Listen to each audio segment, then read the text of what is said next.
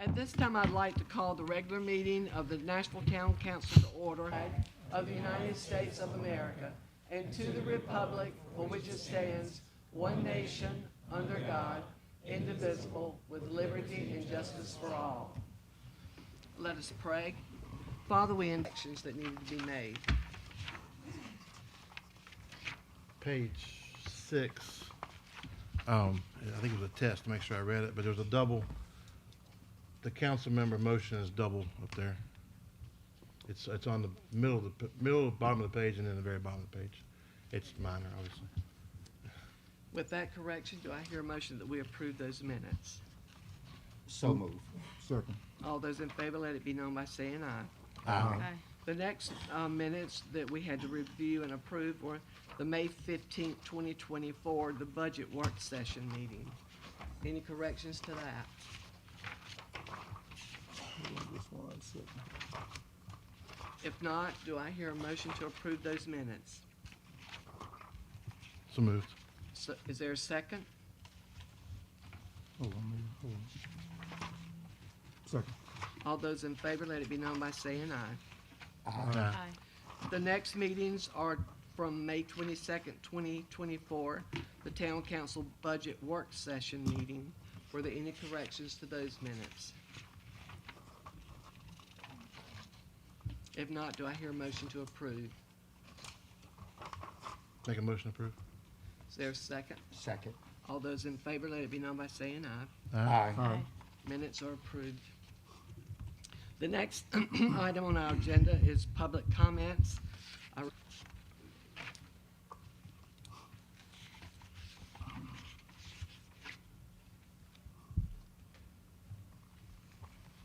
James Baker, 103 East Green Street. I know that on our last time that we had the town hall meeting, it was brought to attention about the garbage trucks. But this Monday at 4:20 a.m., I was in the bed and I was woken up and it sounded like they were banging the hell out of those garbage dumpsters. I mean, it quite loudly. And then I heard it sounded like it went around over on the cross street over there on Braswell Mills is. And then I got up and I went on out in the front porch. And at that time, they would sound like they were over there around the post office. I cannot believe that the fire department could not hear those dumpsters being banged. It was that loud. And I'm just saying, at 4:20 in the morning, I think that's a little bit ridiculous. And the other thing I wanted to talk to, I know last month when I went to pay my water bill, I brought it attention about the numerous times when the cars, especially during school time, they parked on both sides, and you're forced to go down the middle of that road where that pothole was at. And when it rains, especially on Washington Street, as long as that one I got over there, you don't know where these potholes are at. Because I know there's several on Washington Street right just below. When you're raining, you can't go around them because you don't know where they're at. That's all I had to say. Thank you, James. Mm-hmm. There are no other.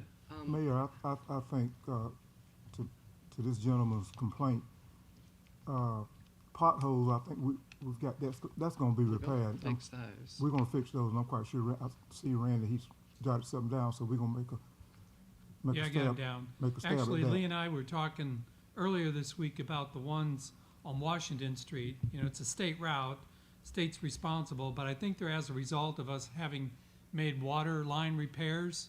So Lee and Brian, our new tailor, had talked about getting hot mix asphalt here this week or next and topping those off so they're not there anymore. Let's ready to smooth out. And the other issue, we've talked about this garbage at 4 o'clock in the morning too long. Yeah. What do we need to do to fix? If they can't get it right, let's just don't renew the contract. It's not Well, our contract.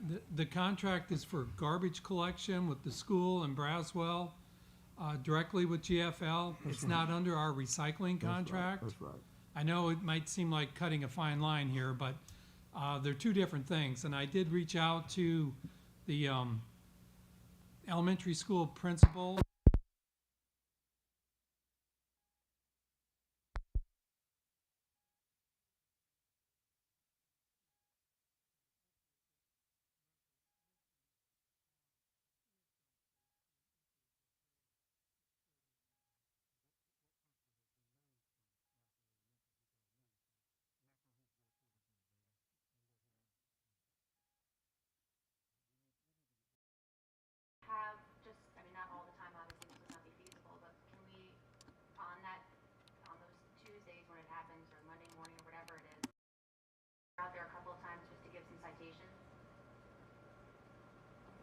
That's a possibility, yes. And it's breaking the noise ordinance.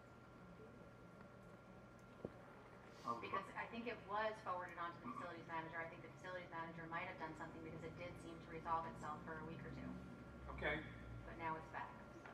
Well, I can follow up directly with GFL also. I didn't in this case because it involved garbage, which isn't a contract the town has with the company.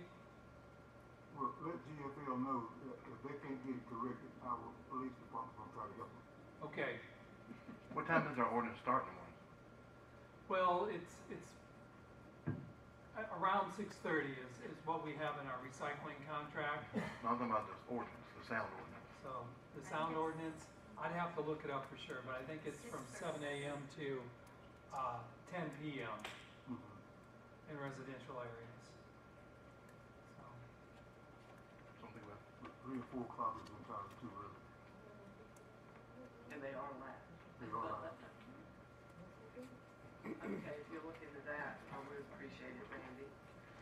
The, reports and special presentation, the employee recognition COI.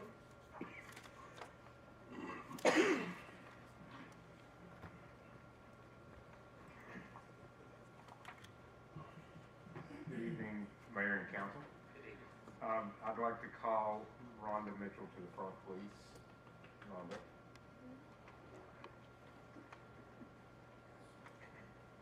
So I'm sure all of you know Rhonda. Rhonda has worked with our Parks and Rec department since 2004 as a recreation aide. She's been a valuable asset to our team. And last year, late last year, Rhonda transitioned into a new role with the town as our assistant farmers market manager, and she has thrived in that position as well. So the reason I've called Rhonda here today is we wanted to recognize her for an accomplishment of becoming a certified market manager. So since January, Rhonda has been participating in a farmers market manager certification program. I want to share a little bit about that program. This is a 14-week program through the Virginia Farmers Market Association. This certification program trains market managers in best practices on topics including setting market objectives, public safety, recruiting and retaining vendors, administration, rules and policies, food safety, marketing, special event planning, opening day, and operating successful incentive programs. This certification program requires participants to attend and participate in weekly online classes, complete online modules, complete homework assignments, and pass online tests. And to make things better, these weekly classes were held on Friday mornings. So Rhonda would be in class all morning on Friday and then turn around and go and manage the market for us in the evening. So today we have Ms. Mitchell's certificate here that we would like to present to her, and we would like to commend her on becoming a certified market manager and all the work that she is doing for the town and to make the Nashville Farmers Market successful.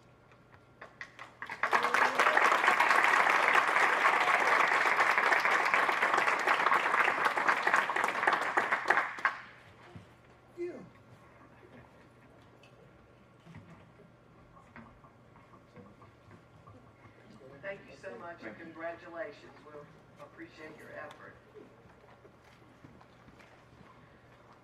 The next item on our agenda is a proclamation to honor the memory of a Nashville citizen, Pauline Battle.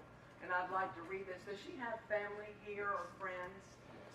If you would please just come up and gather around or stand where you are, whichever you feel the most comfortable doing that.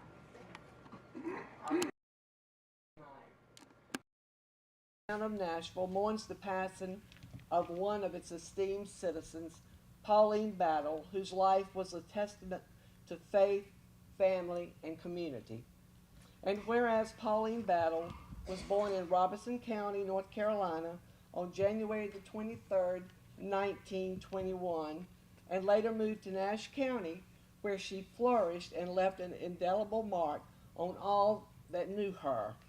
And whereas Pauline Battle's unwavering faith was evident from a young age when she accepted Christ into her life and became a devoted member of Swift Creek Baptist Church and later Mount Vernon Baptist Church. And whereas Pauline Battle's commitment to family was unparalleled as evidenced by her loving marriage to Henry and their nurturing of 7 children in a Christian environment filled with love, guidance, and the importance of education. And whereas Pauline Battle's dedication extended beyond her home to her community, where she served with distinction in the Nashville County school system for 18 years, leaving a lasting impact on generations of students. And whereas Pauline Battle's retirement was a time of joy and exploration as she traveled the country with fellow seniors spreading warmth and kindness wherever she went. And whereas Pauline Battle's legacy of love, faith, and hospitality lives on in the hearts of her 7 children, 16 grandchildren, 35 great-grandchildren, 16 great-great-grandchildren, and countless others who were welcomed into the embrace of the Battle family. Now, therefore, be it proclaimed that the town of Nashville honors the memory of Pauline Battle, a cherished member of our community whose spirit will forever inspire us to live with grace, compassion, and devotion to family and faith. Would you like to present it? If we could have her son and her granddaughter, Mr. Battle and Pastor Keisha Battle Spivey, come forward.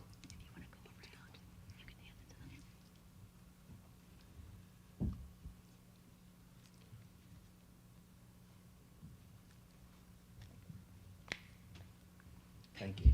Thank you so very much. If you turn around, she's going to get a picture with all of us here.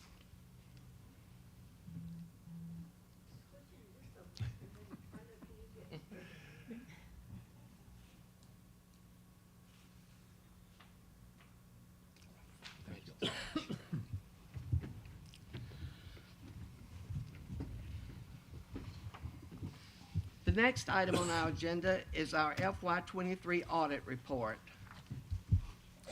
So Mayor and Council, this evening we have Alan Thompson with our auditing firm of Thompson Price, Scott Adams and Company here to present the FY23 financial audit for the town of Nashville and give a presentation on it. So Alan? Okay, thank you. Good evening, Mayor and Council. If you would be kind enough to flip it, there should be 2 reports, an audit report and then a presentation summary, and I'm going to go from the presentation summary. Yes, ma'am. So on page 1 of that, on 3 paragraphs on the bottom, it talks about the appropriate accounting policies, accounting estimates, and disclosures in the financial statements. We were good with all of those. On the bottom, it says we encountered no significant difficulties with dealing with management and performing and completing our audit. On page 2, there were no uncorrected misstatements, no disagreements with management. Management did provide us a representation letter dated today. One aware that management consulted the outside accountants, auditors, etc. Under other findings and issues, we did have to make some prior period adjustments to get some of the opening balances correct. In reviewing some of the records and testing certain accounts, we noted several accounts that weren't reconciled timely. The state drug fund did have a deficit fund balance that needs to be corrected. The audit report was late.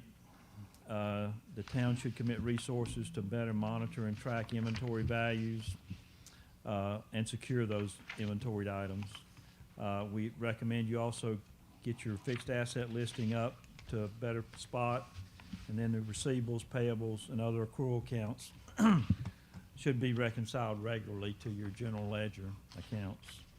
On page 3 at the top, we recommend you maintain better backup to support your grant revenues and expenditures. And then in the back, the LGC has put out a financial indicator of concern. It says you're at condition ratio of 48. They recommend you be at 50 or greater. I have my own concerns about whether or not it's really just a template they use, and to give you an indication, just example numbers. If you had $100 in fixed asset in your water sewer fund and you depreciated 52 of that 100, you're below the 0.50 that they're asking. So even though it's an indicator, it's just that. It's not an indicator, so it's not necessarily something to jump up and down about, okay? On page 4, if you will, I don't say these are all the key numbers inside the audit report, but there's some of the key numbers in the audit report. And what we attempt to do is put the current numbers here in the first column, and then the 4 prior year audit numbers beside it, so you get some kind of feel for what's going on, not just a number in space. And you can able to determine any trend information. So you see total fund balance there in your general fund at $5,389,000. Your unavailable fund balance at $1,199,000. And then restricted and assigned fund balance at $1.5 million. Total general fund expenditures at $8,110,000. The fund balance available as a percentage at 51.67%, and then unassigned fund balance $3.8 million, and unassigned fund balance at 47.5%. These two percentages have a role in the sense that if you go to the LGC debt committee, they're going to look at these two percentages to determine financial strength in the unit, okay?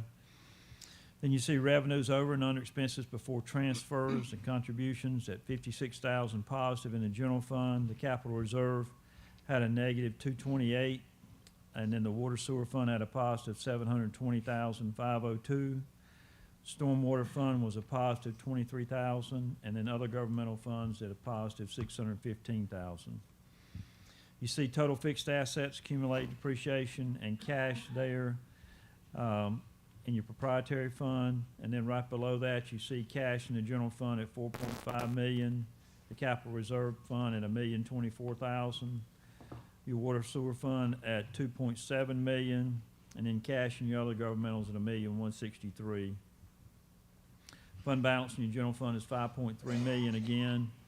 And then fund balance in the capital reserve at $1,025,000. The net position in your water sewer fund is $10,087,000. I will say this, net position in any fund is always good, the bigger it is, et cetera. But what you're really looking for in any proprietary fund, like your water sewer fund, is cash flow. Because no matter how big it is, unless you're going to sell it off, it really doesn't matter. What you want is it to pay for itself over time, and not necessarily to have a huge net position or a small one. It's just that it pays for itself. Net position in stormwater fund is $111,000, and then fund balance other governmentals is $1,014,000. You see your property tax rates there for the last 5 years, collection percentages, and then excluding motor vehicles right below that. And then you see your property valuation, levy amounts, and then debt by category there, which is only 2, governmental and business type, both of which are small. And then on page 5, you see a breakdown by department of your general fund revenues and your general fund expenditures for all 5 years. And then on page 6, you see on the bar chart on the top in blue your total fund balance, and in red your restricted and assigned fund balance. On the bottom of that same page, you see the analysis of fund balance percentage. And then on page 7, let me comment on both of these 2 percentages tables. Your fund balance can stay the same over the 5 years, but if your fund balance, your general fund expenditures are rising because it's a percentage, your fund balance percentage is going to drop. So what you have to do is make sure you're maintaining the percentage in a healthy range, and there's no quote set standard, if you will. It's based on what would be sensible in a financial position for the town, not necessarily the LGC having specific guidance on it. On the bottom, you see revenues over and under expenses before transfers by fund for all the 5 funds there for the 5 years presented, if you will. And then on page 8, You see total fixed assets, accumulated depreciation, and cash in that top bar chart. And underneath that, you see in a pie chart the total cash balances and fund balances. And then you see the actual numbers there with total cash at 9.5 million and total fund balances there at 17,628,000. On page 9, you see the property tax rates for all 5 years, and then the collection percentages on the bottom. The reason the statewide average there is 99.08, and then you see where the town there at 98.71%, basically the same for the last 2 years. And then on page 10, you see at the top a breakdown in a pie chart of your general fund revenue with ad valorem taxes at 33.56 and general governmental revenues, basically sales tax, at 50.04. And then on the bottom, you see where public safety, general government, cultural and recreational are your big three, but public safety being almost 50% of the budget. Page 11 and 12 are basically what I went through earlier, but talk to the manager and the finance officer. You got 60 days to respond to these items from today's meeting. And they're basically going through the findings that I mentioned earlier and sending it to the LGC, and they'll present that to you, and each of you will review and sign off on that. I'm happy to answer any questions you have. We've reviewed the findings and had a meeting with the finance officer and the manager. I think we're on track to get everything back on a normal schedule going forward, but I'm happy to answer any questions you've got of me tonight or anytime. You're always welcome to call me. Are there any questions?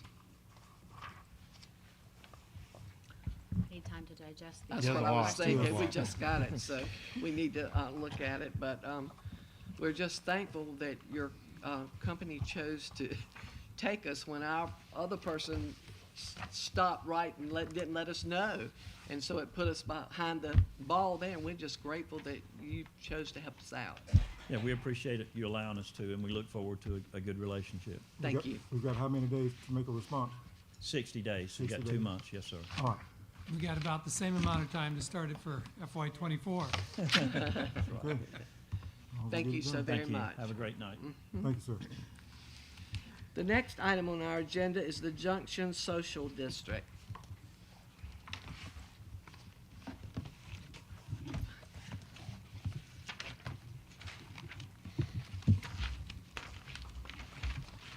So Mayor and Council, at the May 7th meeting, the council held the first reading of the social district ordinance, which creates a social district for the Nashville Junction, which now has 2 addresses, 732 Barn Street for the junction, and then 207 Cross Street for the stage and parking lot area. And at that meeting, council members put forth some changes to the district's maintenance plan, which have been incorporated into the plan and denoted with red text, and requested input from the Downtown Nashville Strong Advisory Board on a logo for the social district. The staff did present several logo options or ideas to the advisory board. There wasn't clear consensus among the members on which one to select, so it appears that the council gets to make that decision. And you can go with any of the 4 that were most popular with the Downtown Strong Advisory Board, or if you don't like any of those, we can likely spend a little of the MSD money and hire a graphic designer to come up with something if you don't like any of those.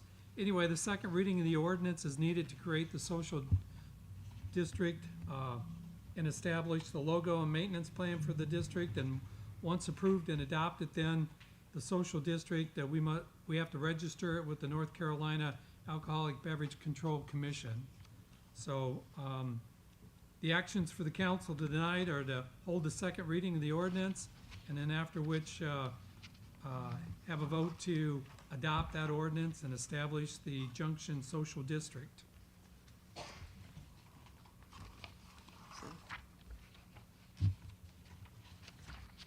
So can we do some questions now? Sure can. So page 5, well, 61, top. I read this about 4 times, and maybe this was me. But on AA, Wait, which page? 61 at the 61 at the Oh, top, okay. AA, that last sentence has like 3 double negatives, and I was like, I read it, I still don't know what it says. Is that correct? Is it correct? Is what I need to know. Read it out. I can't even read it out loud because it's just so, it's, Well, may not, have not, non this, It does says a not. customer may not bring an alcoholic beverage into a non-permitted business that does not display the uniform sign. I just want to make sure it says what it's supposed to say, because it just racked my brain. It basically says you can't go in a business that doesn't have a permit You unless have there's, to display a sign, whether Yeah. you are participating, non-participating, selling. So they were the signs that give you the examples of the signs, so you have to be able to display what you want. So each it's business obvious, displays a sign saying you can come in or you can't come in. basically, yeah. Okay, all right. As long as it says that, I'm okay. Yes. I just wrapped my brain on it. Any other? These all came from I figured they did, yeah. So I don't know who originally came up with it, and everybody's kind of tweaked it a little bit, each towns, but you have to have a sign, whether you don't want to participate or you do want to participate, whether you sell or you don't sell. So. I need a clarification on the next page under management. Where we've got the red corrections, it says, district including providing trash and recycling containers and picking up and disposing of trash contained within the town's provided containers. I just want to make sure, I thought it said it, but it does not. I want to make sure that the junction is not requiring the town to have our maintenance people out there picking up trash from a function they had the night before. No, we'll pick So up, so if we have trash containers out there, But if then it, we'll, but if it ends up a few people that's had a little bit too much to drink, they're missing the container, and it's ending up strode all over the parking lot, who's gonna be responsible for picking it up? The junction.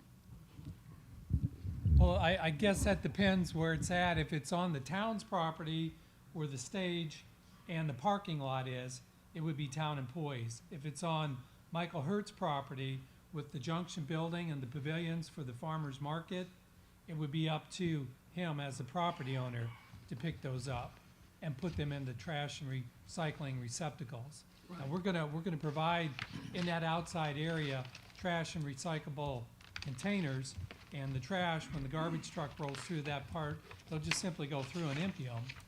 Well, if they go through and empty them, that's fine, but I don't think our guys should be out there picking up trash that they had no hand on. Cause the night before, when the trash is being thrown in the parking lot, that is not a town function. So if it's not a town function, we shouldn't be responsible for cleaning it up, even though it's in our town parking lot, but that's a technical issue we got to straighten out. If it's a function at the farmer's market, we Then- probably do. But But if it's a function on a Friday night evening at the junction, at whatever bars there or restaurants there, right, I don't think that's the responsibility of the town to clean Should that not. up. So there's a fine line there. We got to figure it out. Well, we are still working on that use agreement with Michael Hurt for the stage and the grass area. And it's one of the things that we need to flush out in that and be very clear about. we do.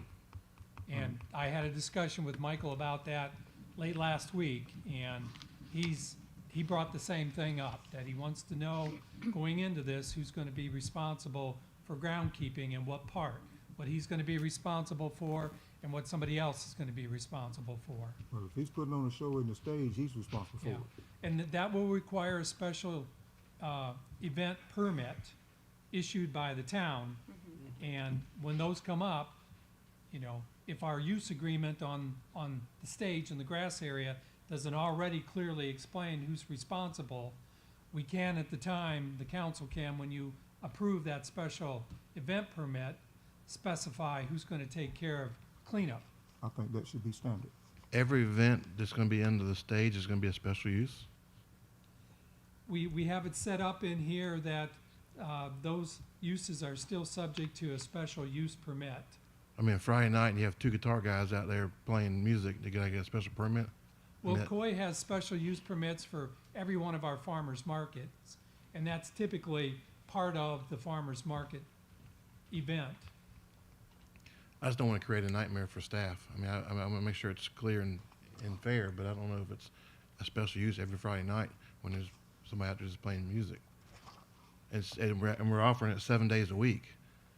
So now we have to do 7 permits every week. I mean, that's a lot. We gotta figure something out. Okay? Yeah. Well, we can give that more discussion. Yeah. Okay. And also, I mean, I think if it's a special program, like someone who's gonna bring people, there needs to be a rule that they gotta pay for some extra security and off-duty officers and other things. I mean, there needs to be, if it's gonna be 2 guys and a guitar, it's one thing, but if it's gonna be a full band that's well-known, that's gonna bring thousands of people, we have to make the different decision. Right, and that's gonna be all flushed out and stated in the use agreement between the town and. So we can work on that without having to do it tonight. Right. Oh, yeah. Okay, Mhm. all right. That's different, two different things. Any other questions? Well, flipping the page over on the decals, that we have to choose from, I guess we have to choose from tonight? No. No. No. We can it's choose just us to look. go with Okay. a professional. I was thinking the person who did our logo might take a crack at it to see. One comment too, it's supposed to be drink responsibly, not responsible. And why is the yacht club on there? That's what I That was did. my That's question. just an example. I was thinking, where are the yachts? Okay. Okay. Like the Outer Banks okay. when they go to Chapel Hill. Okay, so that's just an example, okay. And there's no need for a date to be up there, is it? Oh, they have to put down when the date that they they've give got the it. cup over, yes. He's trying to get a drink. So they've got to redo their cup things every time they have a function. So sometimes they do, yeah, they'll have a sticker that's blank like this, so they just put the date on in, during Okay, opening okay. hours. They can put the date on, it's not gonna be already, okay, I got you. So in the votes, there was several for page 70. I mean, but there was not a clear consensus, but there was several for Page 70? page 70 was, it wasn't a winner, but it had the most, It had the most interest. Mm-hmm. So, And I think something too, we don't, it doesn't have to be social district, it can be called arts and entertainment district, it can be called anything. well, this is just called the Junction.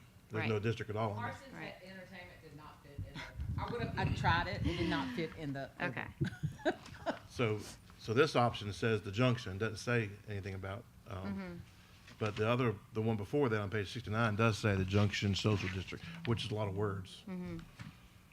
But they're needed. Well, they don't have to be. I mean, it's up to us. Right. no, the only thing that has to be on there is the date, drink responsibly, and where they got the cup from. Right. Take that clear off. Any other questions? If not, do I hear a motion to approve and adopt ordinance 2024-04, creating and establishing the Junction Social District at the Nashville Junction at 723 Barnes Street and 207 Cross Street? Adopt logo and maintenance plans for this district and register the social district with the North Carolina Alcohol Beverage Commission. You can take out the logo part. Yes, Yeah. Yeah. we'll pick the logo at a later date, But we will have a logo. yes. Do I hear a motion? I'll make that motion. This is the second reading, Uh-huh. Is there a second? and there's Second. nothing from the ordinance, second. All those in favor, let it be known by saying aye. Aye. The next item on our agenda, Regarding the logo, did you want to make a motion to pursue somebody with graphic design experience and then maybe coming up with one? I think we can come up with one in-house. I think Lily's done a pretty good job, she just needs to, You've done Tighten a it up a little great bit. job. If we could just get a price from the person who did the logo, just to see what we're looking at, obviously don't want to spend thousands, but if it's, a couple think we hundred, spend maybe it's money. worth it. Okay, yeah. Yeah. We'll do that. We'll we do need Okay, to spend thank money you. unreasonably. the next item on our agenda is Glover Park Wi-Fi. Randy? So in 2021, Nash County got a total block grant to purchase and install equipment to provide free Wi-Fi in a number of locations throughout the county. And Glover Park was one of them. And then we came up with a interlocal agreement with Nash County for providing free Wi-Fi service in Glover Park via Cloudwise for 1 year. That 1 year is now up and the grant no longer covers it. And the question is, per our interlocal agreement with Nash County, do we want to continue to provide free Wi-Fi there? The cost is $100 a month. Actually, it's $99.99. But, you know, I think it's a good thing for the town to provide for some of our residents who don't have the ability to have internet access and Wi-Fi. Another location, we presently have it at here at the library and down at Stony Creek Park. And this would maintain it at Glover Park. One additional thing to add, we are in the process of switching our internet providers from a company called Granite to Cloudwise, and we're going to be saving about $300 a month in that switch from Granite to Cloudwise.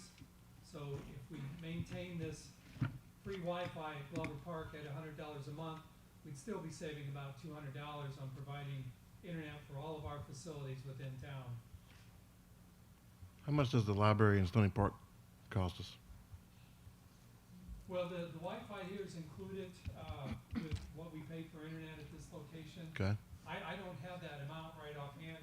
Chris, do you by chance know, or Coy?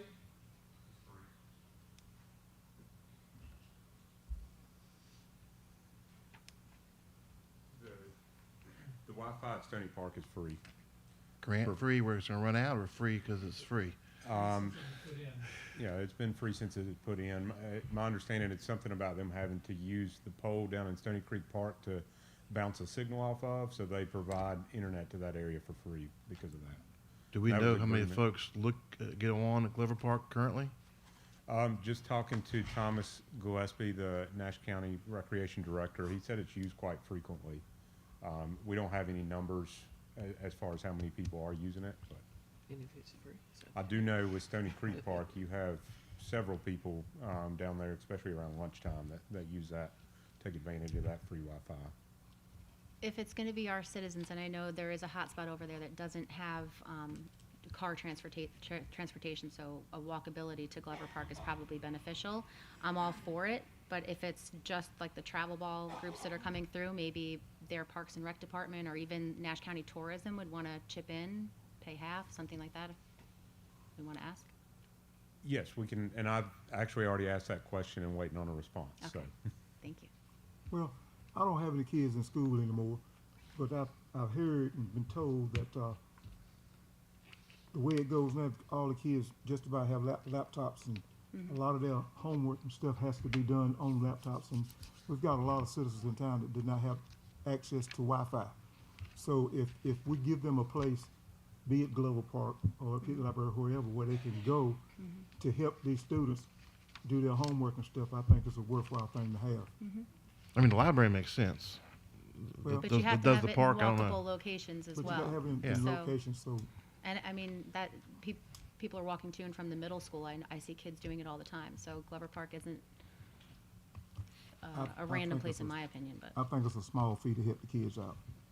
So I'm for it. Do we have signs at the park saying this? I don't believe so. I'd have to check on that, but I we mean, can if we're put gonna some up. offer, we probably should have some way of telling people this is there, because I had no clue it was there. And we can put it out on our water bills also, so everybody can know. Yeah, we sure can. Yep. All right? So do you want us to approve providing free, or wait until Corey checks, tables it and wait until he checks to see how much, if they want to share with us?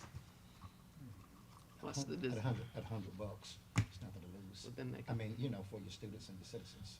well, we're doing it for our people, and Yeah. that's what we're all about, Yeah. so. Right, that's why I wanted to know how many of our people are using it versus. Yeah, but that's gonna be a So hard. do I hear a motion for us to do it, or do Let's you, don't split hairs on $100. I move that we go ahead and approve. is there a second? Second. All those in favor, let it be known by saying aye. Aye. Okay, we will do that.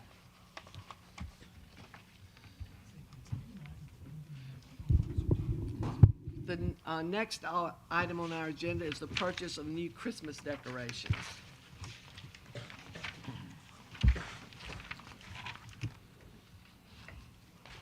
All right, just what everybody wants to talk about, I'm sure. So,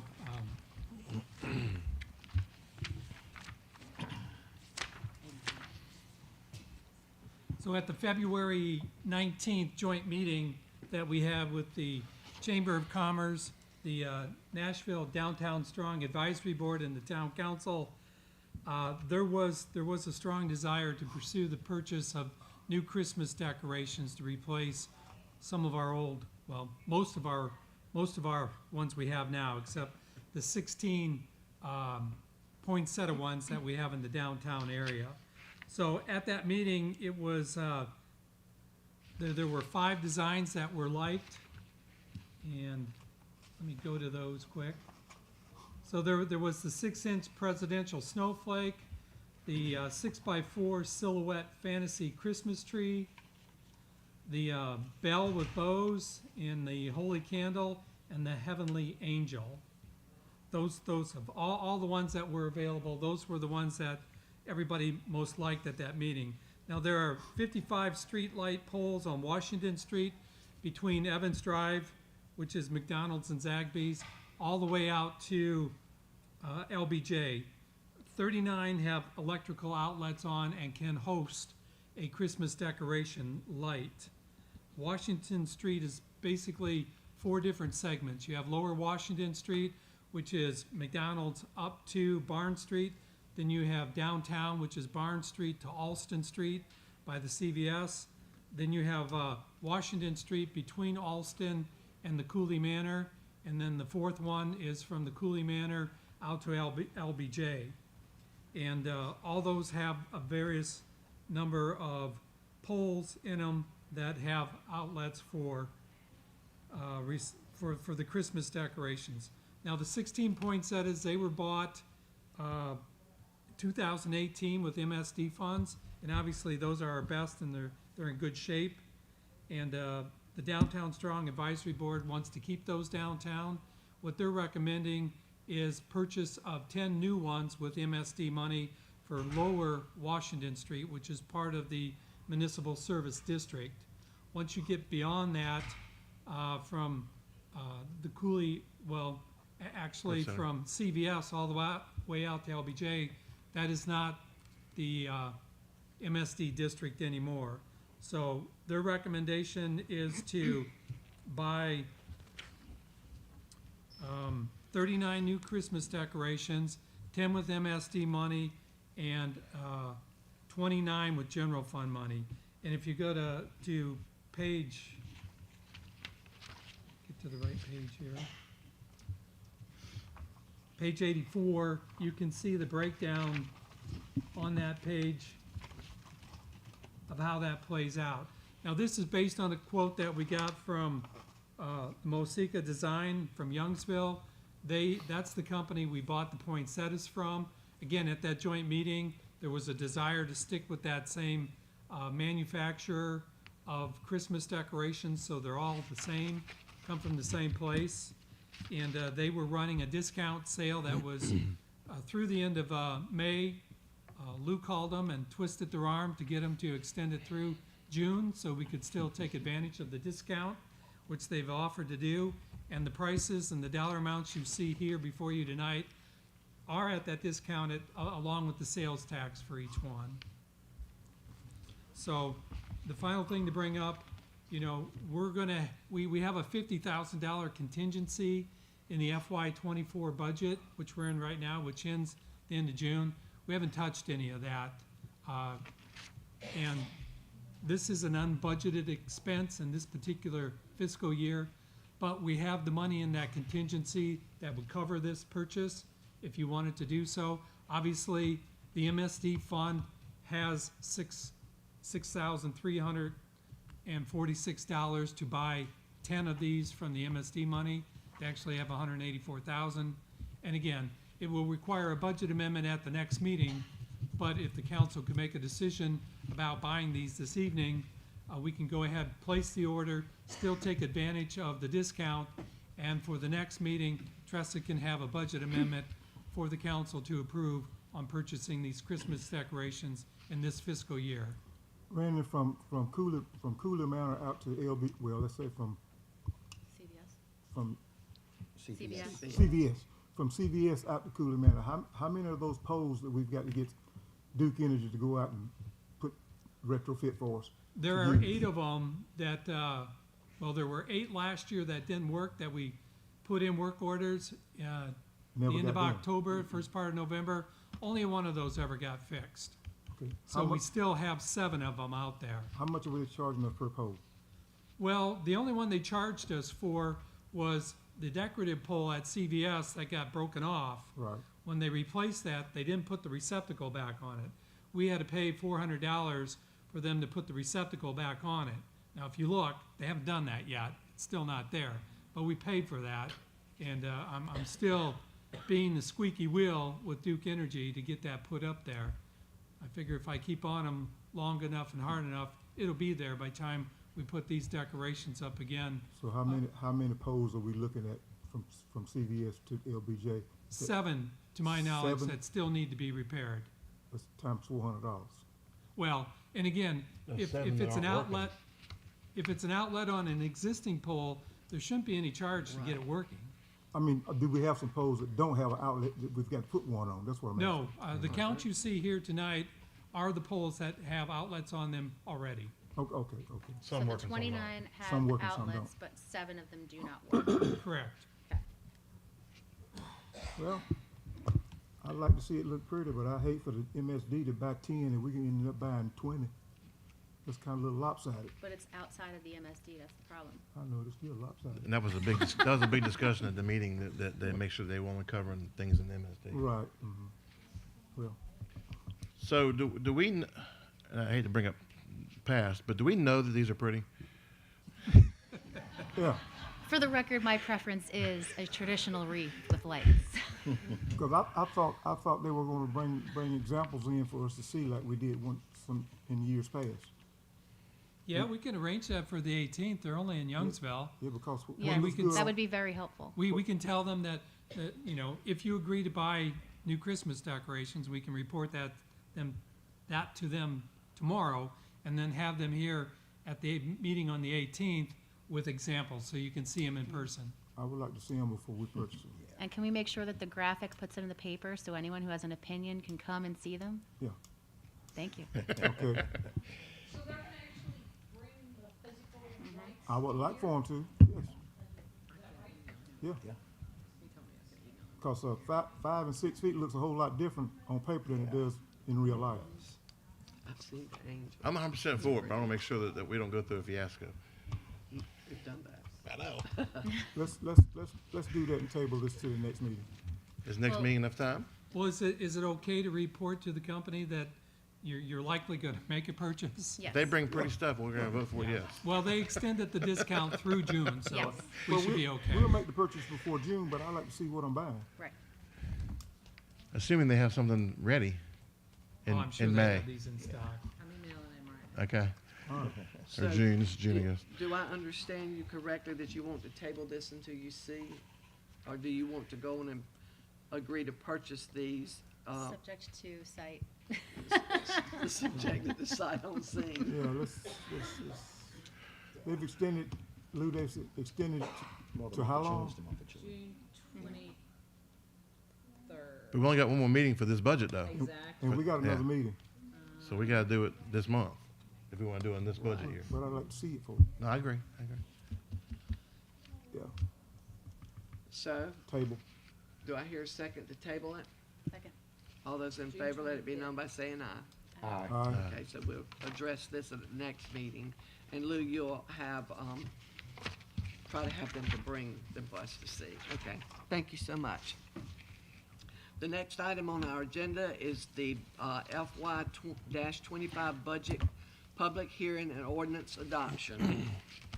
So Mayor and Council, the proposed FY25 budget, as you know, was presented to the council on May 15th and was made available for public viewing at the office of the town clerk at that time. There was an update to what was proposed, and that came May 22nd, and that was based upon the council's request that the tax rate be reduced. We've done that in the revised proposed budget, which is before you this evening. Adoption of the budget requires a passage of a budget ordinance after a public hearing. Notice of the public hearing on tonight's budget was published in the May 16th and 23rd editions of the Nashville Graphic, as well as posted on the town's website. The proposed budget is $19,043,303, which is $627,675 more than the current FY24 budget that we're in. It's a 3.4% increase. It drops the town's tax rate 2 cents from 61 cents per hundred to 59 cents per hundred. It also includes 3 additional firefighters, 2 additional police officers, a full-time park and rec administrative assistant, and an additional member for the public works crew. It includes 4 new leased police vehicles, $500,000 for 1/3 of the purchase price of the Fellowship Church, which the council hasn't decided yet. We put it in there to be proactive, and if that purchase doesn't happen, it's just an expense that doesn't incur. Let me continue on here. A new chipper truck, a flatbed dump truck, a water exercising valve for the water system, and a vibrating roller for patching streets for public works. There's also a new mower for the cemetery, and we pick up new debt service for Fire Station 2 in this proposed budget. The proposed budget has a 3.5% cost of living increase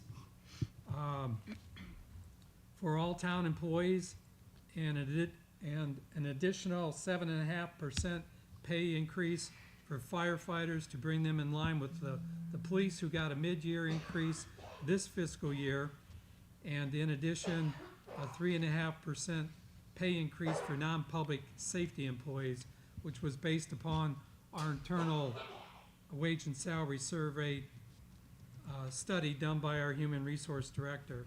The proposed budget includes $2.9 million for capital projects, $632,000 for a splash pad pickleball courts and restroom pavilion at Glover Park, half of which is covered by a Part F grant. It's got $342,000 for courts. I'm sorry, I'm off the line. $342,000 for replacement of water service lines on Washington Street, $984,000 for extension of sanitary sewer service in the Regency subdivision that currently isn't provided with sewer service, and that's covered by a state water infrastructure grant, $85,000 for a sanitary sewer outfall line study, which again is covered with a state grant, $595,000 for extension of sanitary sewer in the Essex Road subdivision, $500,000 of which is covered by a state grant. We only have to pay $95,000 on that one, and $959,000 for the Regency Lift Station Abandonment Project, covered by a federal community project grant. The proposed budget has increases in fees for water meters, the opening and closing of graves after hours, a large quantity yard waste pickup and disposal, nuisance abatement cleanups, and the rate at which we bill out the use of the public works equipment for street sweeping, our bucket truck, and some of our sewer maintenance equipment that we share with Castalia and some of the other towns around us, and some park and recreation fees. There is no increase in water, sewer, garbage, or recycling fees, despite the city of Rocky Mount increasing its water and sewer rates to other municipalities by 7% for the water and 8% for the sewer. And they're also increasing their solid waste transfer fee at their transfer station by 4%. GFL is also increasing its curbside recycling collection that we pay by 3.2%. The town's current water, sewer, garbage, and recycling rates and fees are sufficient to cover these increases for this fiscal year. So that's a rundown on a summary on the budget. As I mentioned, it requires a public hearing before the council consider and adopt the budget ordinance. So at this time, Mayor, if you would open the meeting. Do I hear a motion that we go into a public hearing for the FY-25 budget at this time? So move. Is there a second? Second. So at this time, if you have anything to say concerning the budget, please come up to the podium and speak loudly so that it can be picked up and state your name and address. Is there anyone that would like to come forward? Okay.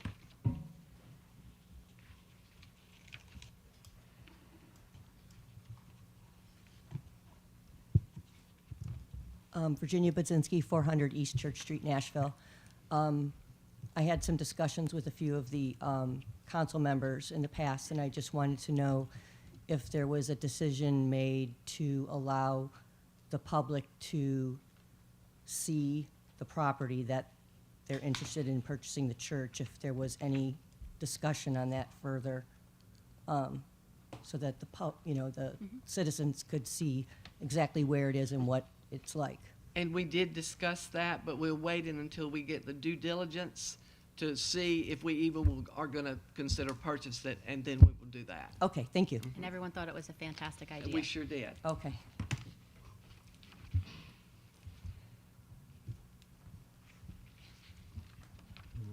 Would anyone else like to come and speak concerning the budget? If not, do I hear a motion to close the public hearing? Being no other, I move to close. Is there a Second. second? Yes, sir. Second. All those in favor, let it be known by saying aye. Aye. Okay, so do we now approve, since we've had our second hearing?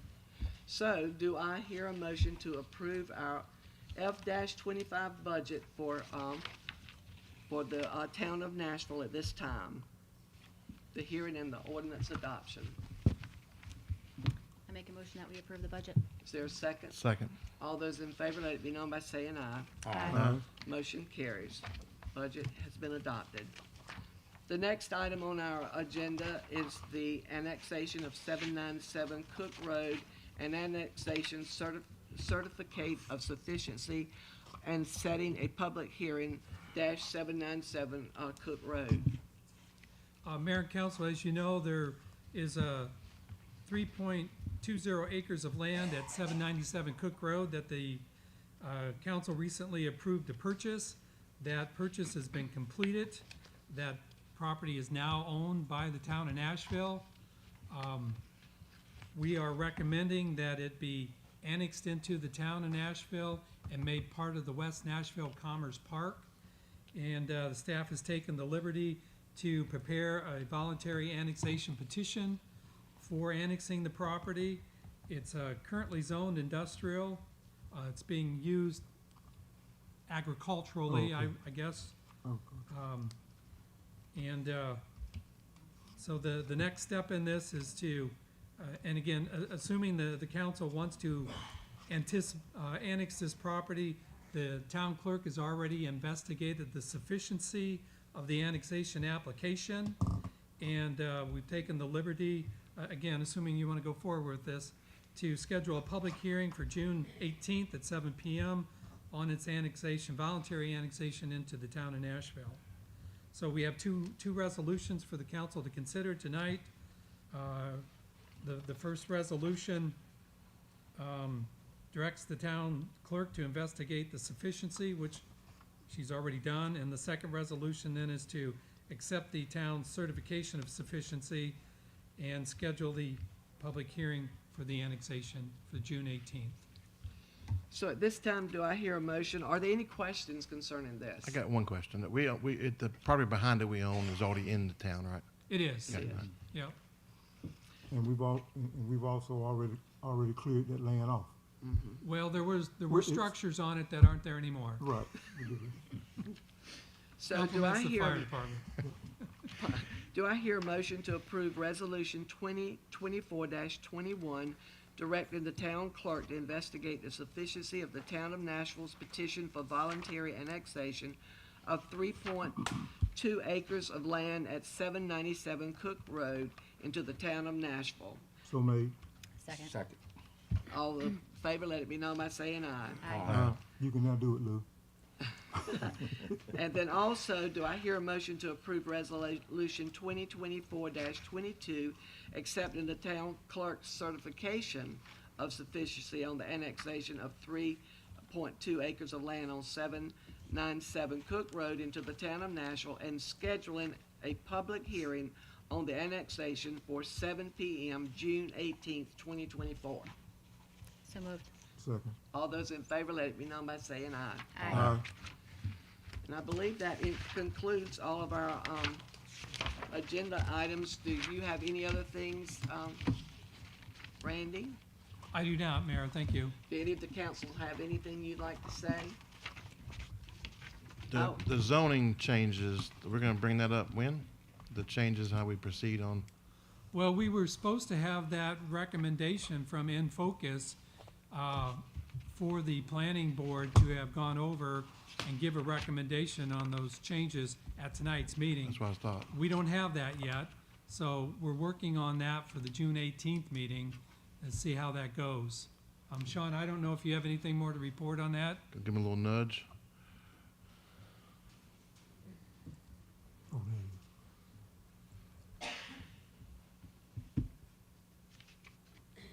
Once again, good afternoon, Town Council Mayor, and also citizens of Nashville. I did speak with Mr. Michael Harvey today. He was supposed to have that wrapped up for us last Friday.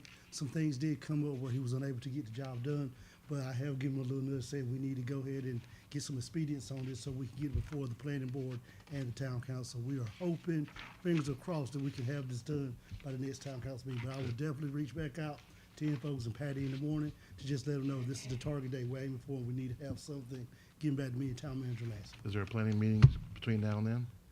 There will be one on the fourth Tuesday. It has not been set in stone yet. Right now, where we're sitting at, if he did get it back to us by tomorrow, we can make that cutoff date to have it to the planning board. If not, we will have to go into the July. We just have a special call meeting to get it before them and then to town council. And if need be, if we have to, we can do a special call meeting, open up at 6 o'clock with the planning board, get them to pass it, oversee it, they come directly into town council right after that for you guys to oversee it and pass it. And maybe you would prefer a joint meeting on it. That would And we probably can be put some helpful. expediency on it that way if we did it also. Thank you, Sean. Thank you, problem. thank you very much. Thank you. Any other input from any council member? Has all the other council members had an opportunity to go out and see what 714 Bayberry looks like now? I have. I've Yes. seen pictures. You've seen pictures? Oh, and I Sean, I thank you for you and Thomasine. thank you, Thomasine, y'all's efforts in getting that resolved. But,